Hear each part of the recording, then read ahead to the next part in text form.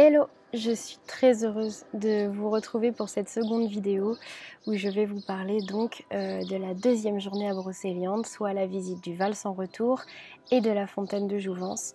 Je vais essayer de faire une vidéo qui soit pas trop longue mais qui puisse quand même vous exprimer globalement tout ce qui a pu être ressenti. Donc pour le Val sans retour, commençons directement. Ah si, je voulais vous dire autre chose avant. Il y a eu un commentaire tout à fait pertinent qui a été laissé sur la vidéo, sous la vidéo de Brocéliande, la première, disant qu'effectivement il manquait des images et des photos et que ça aurait été plutôt pas mal qu'il y en ait. Je suis tout à fait d'accord et j'aurais vraiment beaucoup aimé pouvoir accompagner ces vidéos d'images et de photos, enfin de vidéos et d'images. Le problème c'est que on n'avait pas l'autorisation d'avoir nos téléphones sur nous. On n'avait pas l'autorisation de filmer ou d'enregistrer quoi que ce soit. Et étant donné que le programme était assez serré, il était très compliqué pour moi de retourner sur les lieux pour prendre des photos après ou avant. Donc malheureusement, cette fois-ci, vous n'aurez pas de visuel de ce dont je vais parler, sachant que je ne peux pas aussi, malgré tout, emprunter des photos à d'autres personnes parce que ce serait très, très compliqué à mettre en place. Je préfère faire sans. Je préfère également vous apporter des visuels le jour où je pourrai en avoir. Voilà, ça s'est posé. Donc pour la deuxième journée, le Val sans retour. Le Val sans retour, c'est un lieu très particulier, très intéressant. Parce que le Val sans retour, c'est un lieu qui a plusieurs comme des pôles énergétiques. Selon moi, encore une fois, ce sont mes ressentis. Mais j'ai vraiment eu la sensation qu'il y avait comme un enchaînement de différents types d'élémentaux, différents types d'habitants. Quand on arrive au début du lieu, donc on marche le long d'une route, et vous reconnaîtrez tout de suite quand vous irez, et c'est aussi l'objectif. Donc quand vous arrivez au début du lieu, il y a une espèce de barrière en bois qui est là pour empêcher finalement aux véhicules à moteur, etc. de pouvoir entrer sur le lieu. Et c'est aussi très rigolo puisque c'est le lieu où se situent les gardes protecteurs du gardien. Pour chaque lieu, il y a un gardien.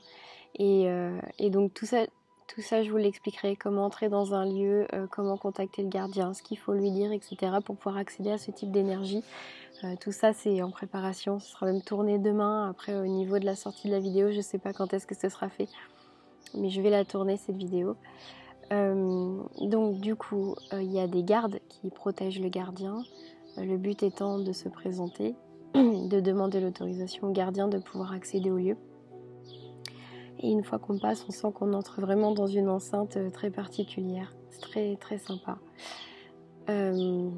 Et une fois qu'on entre dans cette première zone, il y a une petite cascade avec une terre particulière qui est rouge.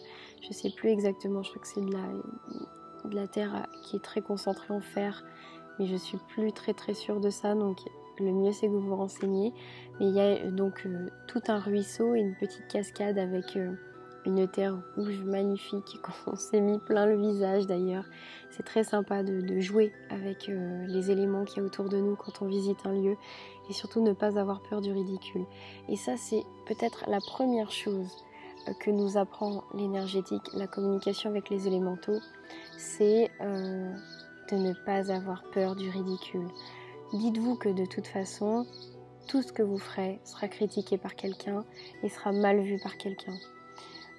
Donc, quitte à ce que quelqu'un soit déçu ou vous juge, autant que ce ne soit pas vous-même.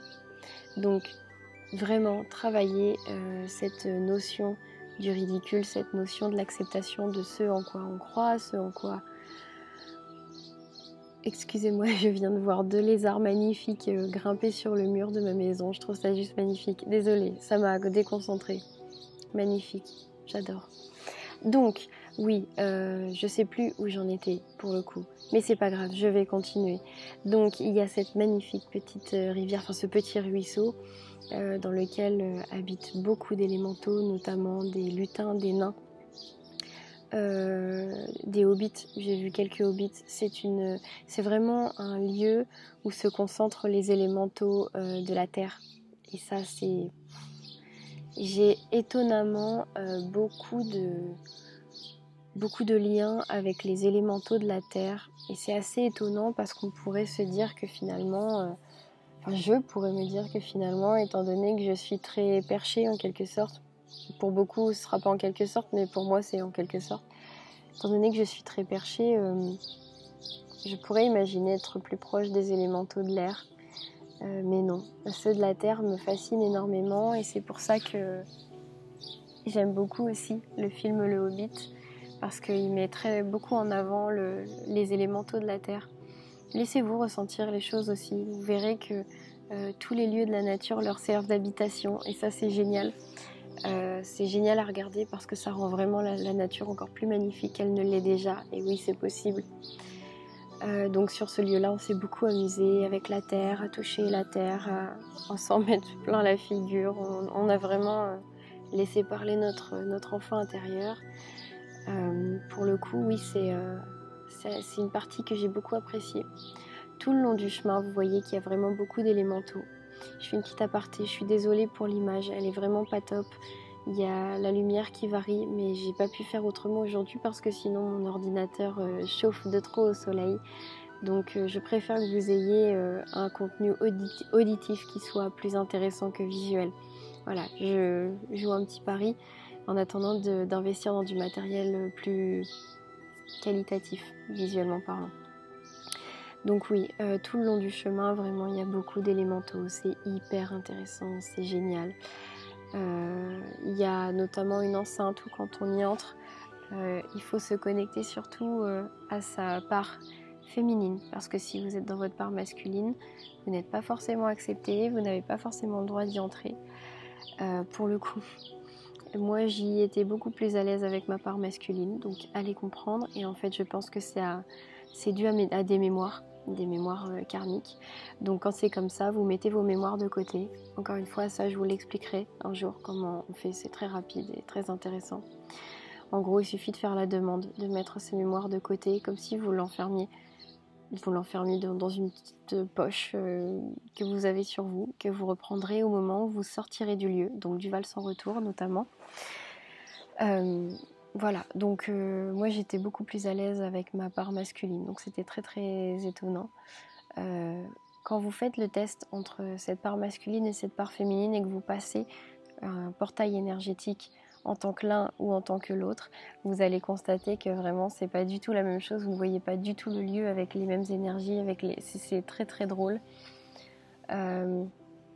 Donc on continue de marcher le long du petit ruisseau qui continue aussi. Très sympa, très très agréable, des élémentaux de l'air de temps en temps, enfin des êtres de la nature liés à l'air, à la terre. Il y a vraiment beaucoup de monde au Val sans retour. On s'est amusé à observer le lac. Alors je me suis renseignée sur rien du tout concernant ces lieux pour pas être influencée. Donc je ne connais pas du tout les légendes, je ne connais pas les histoires, je ne connais même pas les noms des lieux. Il y a un petit lac à cet endroit-là, vous trouverez le nom. Un petit lac il est vraiment très habité, notamment par des ondins et des ondines qui sont des élémentaux de l'eau. Ces élémentaux, j'ai pu discuter un petit peu avec eux. J'ai eu une conversation très intéressante sur le fait que les humains, malheureusement, ne croyaient pas en leur existence et les considéraient comme étant des légendes, et que pour le coup, ça leur faisait louper beaucoup de choses très intéressantes dans leur vie, beaucoup d'informations, beaucoup d'amitiés intéressantes, et qu'elles trouvaient ça dommage, mais que du coup, c'était malgré tout très intéressant pour elles de pouvoir discuter de temps en temps avec des humains qui sont initiés, connectés. Voilà, ça a été très intéressant comme discussion.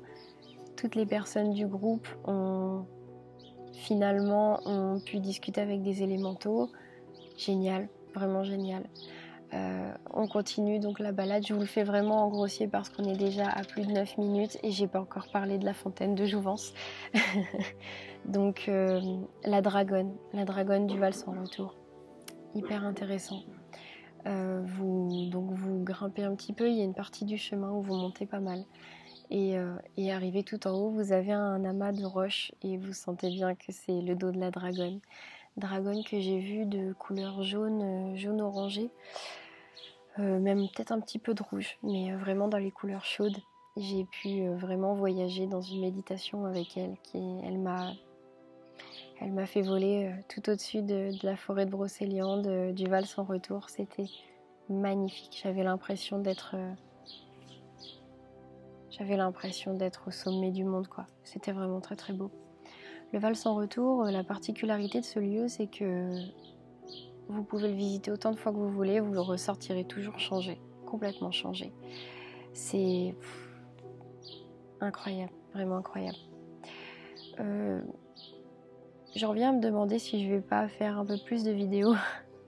On est déjà à 10 minutes. Je vais peut-être faire une deuxième vidéo où je vous parle de la fontaine de Jouvence et je pense que je vais peut-être même vous faire donc 4 vidéos en tout parce que j'ai vraiment beaucoup de choses à vous dire sur tous ces lieux et j'ai pas non plus envie de les bâcler, j'ai envie de vous donner un max d'informations.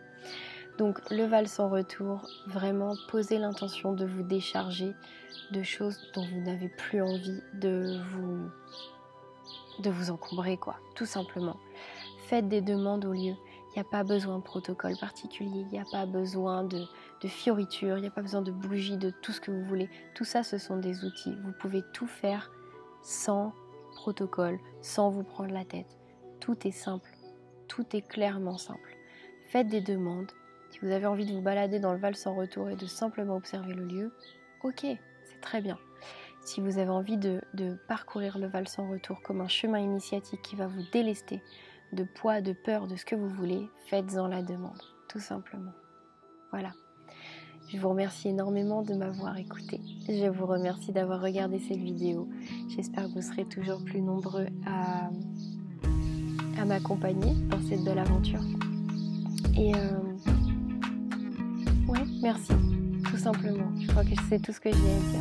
Je vous fais une gros bisou. Je vous dis à très bientôt.